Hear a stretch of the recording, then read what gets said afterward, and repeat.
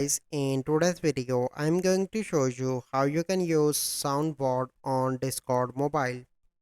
So first step you need to do is to open any browser and you need to search for the Discord.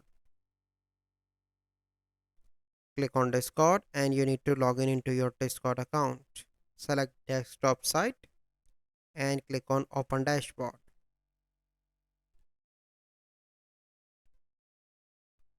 So once your dashboard is open, let me zoom in, and here you need to select your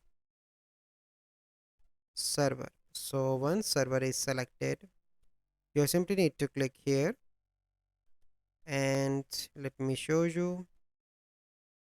Here you can see option of server settings. Click on that,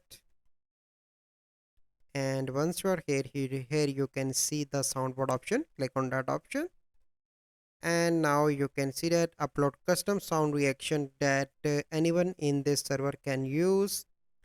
So if you want to upload, so you simply need to click on here upload sound, and after that you can easily upload sound in the soundboard and you can use that in the server easily. So this is the process. I hope you find this video helpful. If you find this video helpful, must like this video, subscribe to our YouTube channel for future videos. We'll see you in the next video. Thank you. Have a good day.